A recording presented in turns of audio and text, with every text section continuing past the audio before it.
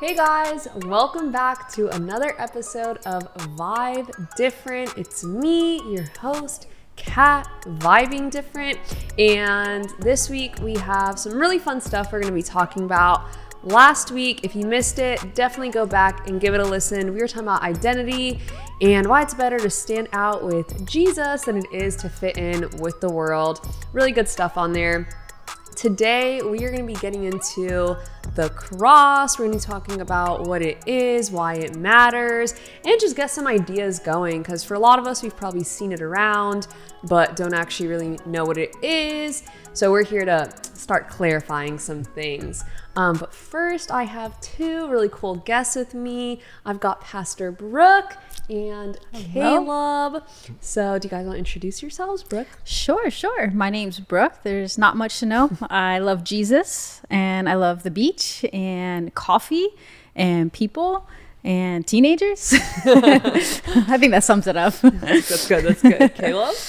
What's up? I'm Caleb. 16 years old. I'm in 11th grade, and I'm a student leader. Yeah, you are. Things I like to do. I love being outside. Absolutely love it. Same. Like to hear that. I love sports, basketball specifically. Okay. Can't say I love that. And I just love youth. Yeah, you.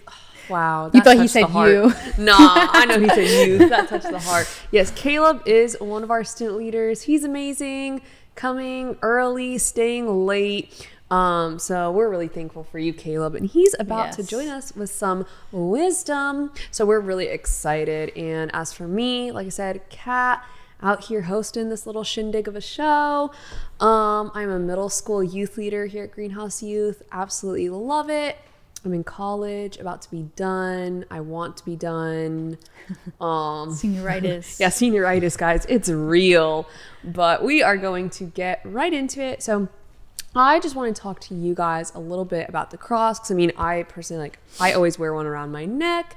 Growing up in church, I think, if you close your eyes and think of God or a church, most people, the first thing that comes to mind is some sort of cross. We were driving to the beach and Blake saw a cross and said, whoa, that's a really big church. Then just realized it was a hospital with a cross on it. So clearly there is some strong association going on there. I mean, even just giving a little pop culture, if you guys remember, 2018 Met Gala, which is that big fashion show almost, I guess you could say. Oh, yeah. The theme was religion and art or something. And literally everybody, Rihanna was dressed as a pope. Kim Kardashian had a cross on. So it was everywhere. So clearly this is a very talked about icon.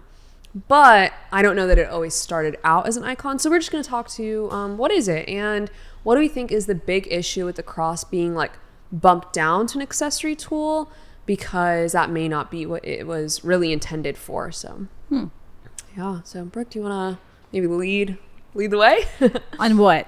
Just my thoughts of the cross? Yeah. Okay. I mean, what do you think the importance of it is for us as if you identify as a Christian, then the cross technically should mean something to you, quote unquote. Yeah, I think so. I do think it's really important, especially as Christians, to know what the cross is. Because I think for me, honestly, even when I gave my life to the Lord, there were a lot of things I understood, but I didn't understand the cross. And because I remember sitting across the table from the girl that was discipling me, and I was like, I just don't get why Jesus died on a cross. It doesn't make sense to me. There's he's God. I don't understand. It just didn't quite click. Yeah. And then I realized you could only, you're only going to see God, you could only magnify God completely when you could see him clearly. And I believe the cross is where you could fully see God. I believe the cross, I think it's at the cross where you see the fullness of all he is. You see his power, you see his purpose, you see his plan, you see his grace, you see his mercy, you see his love. There's nothing, when it comes to the character of God, there's nothing about it that you don't see displayed on the cross. Wow. So to me, that's why it's important. Yeah, that's a really good answer. I mean, if you're looking for Jesus and who he is, looking to the cross is where you would find that answer. Yeah, that's really good. So Caleb, as a student, I mean, we are well, you are in the thick of the pop culture era. So what are your thoughts of the cross? Like, does it kind of scare you, or is it something like you've just grown up always knowing like, oh, this is what that is? You know, not until recently, I never really understood the cross. Okay. And my thought on it really is love. Like, Jesus loved us so much, he was willing to go up there and die on it for us. Yeah. Yeah. And so that's how I see the cross. And, you know, today I feel like a lot of people don't know what it means, and it's interpreted in a ton of different ways. Yeah. Like Christianity, a cross, you know, that's just the main symbol for it. But I see it as love, and just Jesus' sacrifice for us. Yeah, that's really good. That is good. Yeah, so Jesus' sacrifice. So seems like the common theme really is just Jesus. And one thing that I've been loving is recently I feel like I've just been interested in like who Jesus is as a person, because it's kind of, for some reason, it's easier to understand a really big God than a human God. Like, it makes more sense that God is big and in the sky and holy. But then when we talk about this man that literally like came to the earth, still all of those things, but now like us, and then gave all of that up, it just like never really clicked. And so even learning more about the cross, I was realizing like it's only as powerful as you let it be. Like it still has its power. So the fact that Jesus, like, quick story, basically, Jesus is God who became man, lived life here on earth, then was like put to death on the cross, died. So the cross did technically win that one. But then Jesus rose from the dead. He resurrected. And so because of that, we enjoy our free life, and we can find like eternal salvation and so many other things I feel like we overlook in this life, like hope and just like a newfound power and confidence.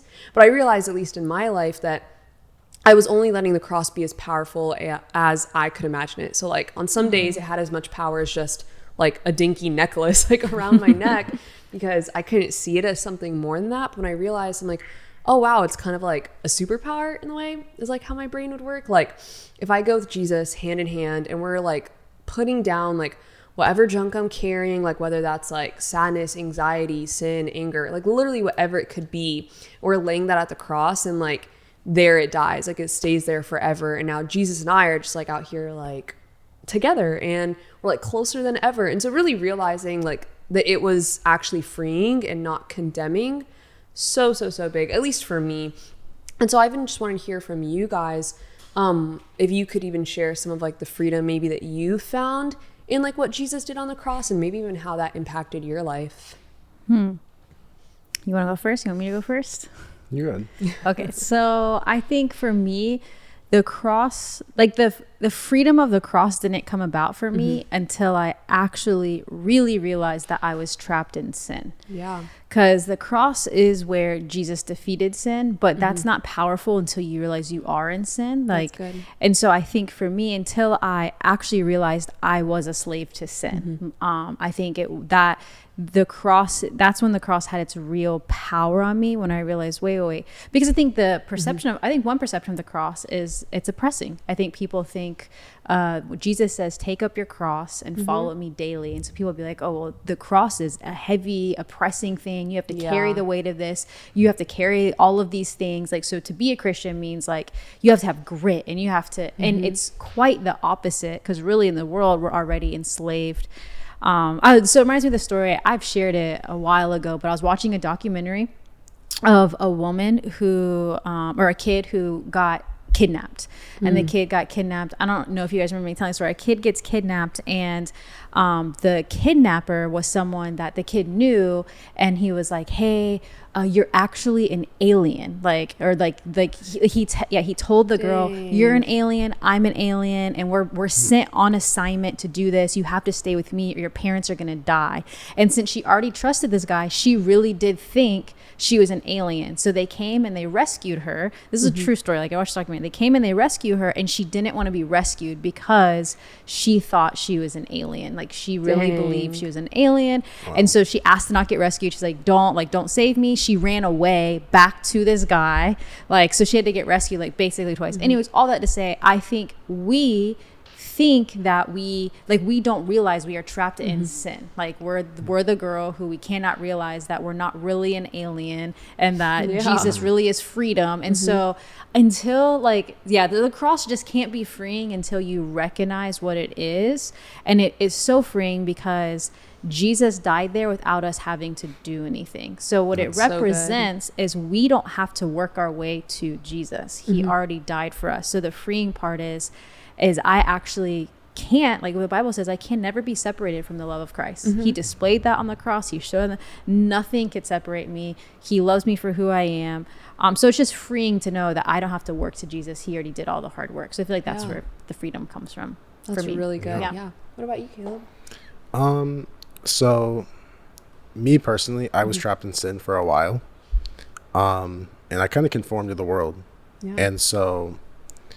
And I would go to church, and then I would go home, and I would just completely forget all the lessons that I learned. And so I know one day I opened up my Bible, and I really just thought, Jesus died on the cross for me. He died on the cross for everyone. Yeah. And I'm over here sinning and so everything that he did on that cross would be for no reason if I continued to dig a hole and keep going deeper and deeper with my sin. So, and I just thought about how much he loved me and how much he was willing to, everything that he was willing to do for me, you know? And so, the cross, I see it as a powerful tool. I see it as freedom. That's how I see it. Yeah. And it's very it's a confusing thing. Yeah. But because there's so many interpretations of it. But personally, I see it as freedom because Jesus died there and he freed all of us from our sin that we were trapped in. So yeah. That's really good. I think it's key what both of you said. It's just finding freedom in that. I know if you've gone to church, even for just a little while, or maybe you've just had experiences with people who go to church, it can be really easy to start to feel like you have to get yourself out of this. Like, I'm in this mess because of like how awful I am. And so I need to just like make it better. It's like that idea of I need to get right before I go to God. And I think about how like painful that must be for God to see when he's like, wait, no, like that is not the plan. Like the plan has always been for you to come to me. And the Bible, it even says like Jesus literally sat and ate with sinners. And so clearly he's not afraid of people who aren't perfect. He welcomes them. Like I personally don't just have meals with people that I don't particularly care for, if I'm being honest. Like most people won't do that. But even just that idea of him really like honing in on the fact that what he did was out of love. And so it's not this idea of let me go get perfect, let me go get like right with myself, then I'll go to God. It's this idea of like, let me let God do that. How's he going to do that? He did it once. He showed us. He did it on the cross. Now he's ready to do it over and over again with us. And so that's really good. I know we are in a series talking about the cross, and we do have Easter coming up. So I was wondering even if you could just shed some light on maybe like what the heart is behind really talking about the cross and explaining it to this generation in the coming weeks. Like why do that? Well, like as we say around here, Easter's be nice to God weekend. And so I think even leading up to Easter, a lot of people have actually heard the message of the cross, but just haven't understood the message of the cross. So I think the reason why even us going into a series on the cross before we get into Easter is like the cross just never gets old. Like if the more we can look at it and understand it, like even for me, I'm still just learning so much stuff that it represents, what it is. And I think it was what Caleb said. Ultimately, the longer you reflect on the cross, the more you realize how much God loves us. The reason why it matters for Easter answers, because Easter shows where the cross was defeated. Like the thing that was supposed to symbolize torture, that was supposed to be a symbol of death, Jesus came and he flipped that narrative upside down by dying on it, but by not letting it defeat him, which is the same of our sin. Like our sin now, it could be defeated. Like we don't have to hold on to it. And so so I don't know if that answers your question, but I think like that's the reason why we're going into that before Easter too. Yeah, so really to understand it. So I guess if it's something we need to understand, it's easy to say that it is important. And so I really do want to like highlight for anybody listening, if the cross is something you've never really understood, not to let that like weigh you down and be like, oh my gosh, like I don't understand this, so I don't understand like God, and then letting that keep you from him. Like it's funny because the cross does seem so like dark and negative. Like I remember when I was younger seeing this picture, and it was like a painting, and it was like really expensive. Like it was like going as like a really big piece of art, and it was literally like the cross on like a dark night, and like the moonlight was shining on it. And I will never forget that painting. It was at this like art festival that my parents would take us to, and it looked so like sad and depressing, like looking at it. And so even now that we've been thinking about the cross, like I've been thinking about that image a lot, and how like, yeah, it is obviously sad. Like, you know, Savior of the world dies there. But what's so amazing to me, and it just goes back to the story of Jesus, is how he literally took something like that, that's like just covered in pain and torture and angst and just all these really harsh things, and he still manages to turn that around for something that's like a blessing to others. Like the cross really is a blessing. And so even looking at it instead of like another thing I have to lay at the feet of Jesus, or like lay at the cross, like when we're thinking of like sins or even just like habits, interests, like what am I willing to put down, instead of looking at it like that, like remembering like, wait a second, this really is a blessing. Like this is something, it's like putting money in that piggy bank. Like I'm really depositing into like this like blessing with God. I think that's always really cool to see. So even Caleb, for you, like I know that it can be really easy to like conform, how you're saying, to the world, and the world usually doesn't see anything wrong with like using the cross as just like fashion and all these things. So how would you, like if you had to explain to a friend, like how do you think you would explain just like, hey, like this is what this means to me as like a believer of God, like if they just didn't know Jesus? Obviously, like I've said before, it means love. Yeah. And you know, Jesus took it as something that was known as a torture device, and he turned it to something good, known as freedom. Yeah. And obviously you want to be careful with what you say, but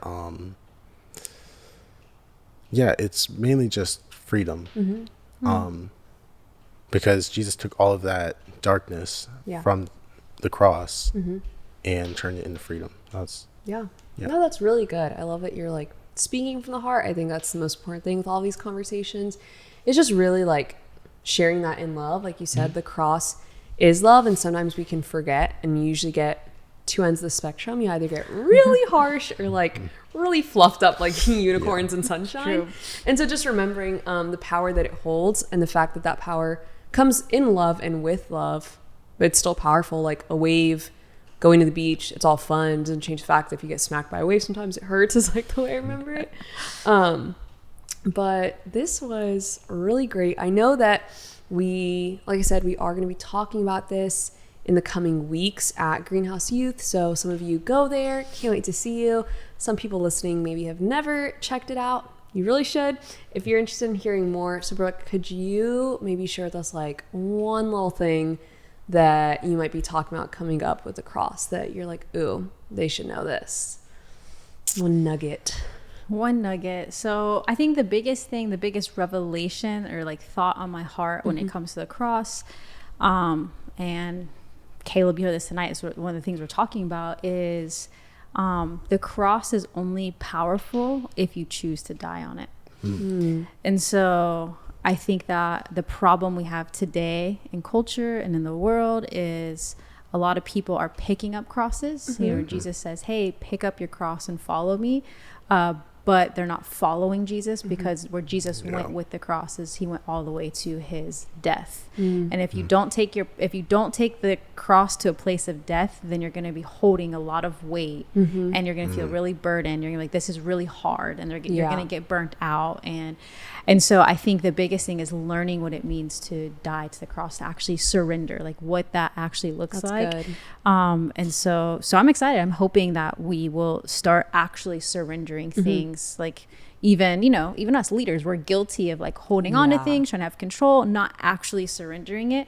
And then we blame it on Jesus when Jesus is like, well, I told you to let me have that burden by dying to it. So yeah. That's really good. Yeah. Something Danny and I were talking about one time is how it's really easy sometimes to like lay things at the cross, but then you pick up that weight as soon as like you turn around to leave. And so you think that you're leaving this when you're still carrying the burden of those traumas, those sins, all those hurts. It's like you thought you laid it down, but you didn't truly, or you didn't fully. And so you're still carrying that, and you're like, dang, like I thought I was good.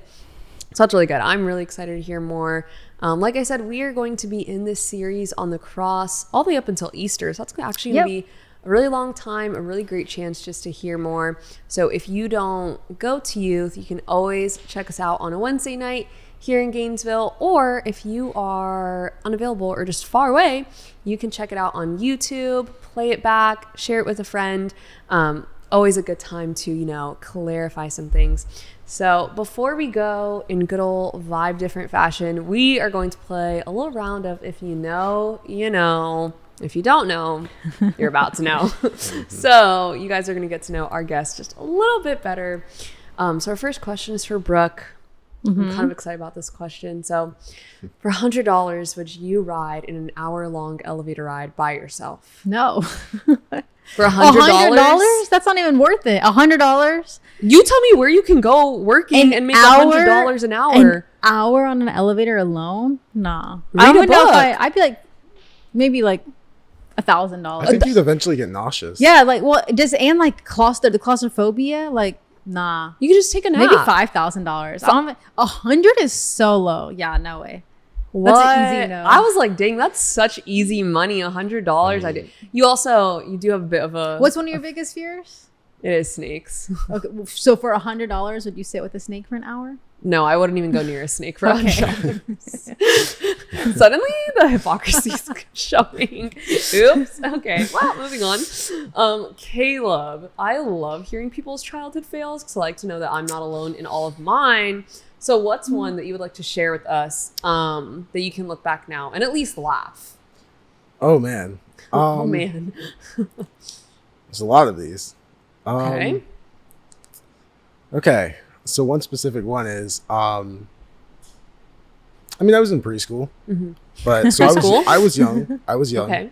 But I thought it was a smart idea to climb on top of a jungle gym. Okay. So, because I saw a ton of my friends doing it. So walking along, then I slipped and I fell and I broke my arm. Oh. But I remember waking up in the ambulance. I was like, what's going on? Then my mom was there with me. And I just sat there and started laughing. I don't know why. There was no crying. It was just laughing. But I remember I wasn't panicked or anything, but I fell, and it's just. Look at that. So the fail was following your friends up onto that jungle gym. Yeah, that was the fail of tears. Yeah. Because they did not end up in a cast, I'm guessing. No. Tough. Listen, guys, I never made it to the top of the jungle gym because that would require strength. Yeah, I'm a bit lacking. So, all right, Brooke, if you could travel anywhere right now, not having to worry about the plane ride, because you don't like those, where would you go? I know it seems basic, but honestly, I'd go to Hawaii because I really do. I love the beach. Like, I love the beach. Like, right now, I'm pretty sure it's storming outside. So I'm like, I'm imagining like a nice being out on the beach, like sun, like, and it's like beautiful. So yeah, Hawaii for sure. I'm sure there's more beautiful beaches. I just can't think of it on the spot, but yeah. Anywhere with a really nice beach. Okay, that's valid. All right, Caleb, same thing. If you could go anywhere, not having to worry about the plane ride, where would you go? It sounds weird, but New Zealand. That's awesome. The caves in New Zealand are so beautiful. Wow. That's a good It's answer. really amazing. So are you like, would you consider yourself like an adventurer? Yeah. Okay. That's always fun. That's kind I of feel like people he'd go to be like around. camping in New Zealand. Yeah. Or I would something. totally do See? that. Totally. Outside. I can't say I would. Like, there's one place. I know New Zealand and Australia are not the same. To preface this, there's one place like I won't go camping. Like, not a chance. Couldn't pay me. It's like dead of Australia, only because I don't feel like I'm prepared for what I could find. Like, I've heard the spiders there are like huge, massive. Yes. I'm just not prepared for that. Yeah, me neither. Yeah, I can't do that. Unless I had an RV or something. Well, okay, now we're talking. So glamping. So Yes. not even real camping. Yeah. Yeah. Okay. So we're upgrading it. We're elevating. Okay. Well, I just want to thank you everybody for listening. We have new episodes out every other week. And if you're listening, we'd love to know. We'd love to see it. So you can always feel free to like screenshot it and tag at greenhouse_youth on Instagram, and you might even get reposted. So before we go, you have a weekly challenge. This one, pretty fun. It is kind of taken from a sermon that Brooke did preach this past weekend at a microchurch conference. So a little bit of a copycat, but it's a little different. Basically, you guys are going to, this requires a lot of honesty. You're going to take a piece of paper and you're going to time yourself 3 minutes. That's all you get. You're going to draw the first thing that comes to mind when you see the cross, and then you're just going to share it. You can tag us on Instagram, DM it to us. If you're in the area, we'd love to see it. So bring it to Green Cruise, and just really see like what's coming to mind for people. I know there are some crazy creative people, really artistic in different ways. Now's your chance to shine. And if you're not, it's okay. You can always just draw a cross. So something for everybody in there. Like I said, you can follow us on Instagram if you want to stay updated with all of those type of news. But before we go, have a little affirmation for you guys. So feel free to play this back, repeat after me, and just really know that all these words are things that we all here at this table really do believe to be true of this generation. Really just believing that this is the generation that is just gonna do things differently and really change the world. So here it is. I have the power of Christ in me. I am chosen, seen, and loved. I am more than a conqueror. I will refuse to be moved by the tides of culture, but I will follow Christ. I'm not another statistic, but I will be a part of changing the narrative for Gen Z. We will be full of life, walk in love, and trust in Jesus. So remember, guys, as you go, chase the faith, not the feelings. We'll see you.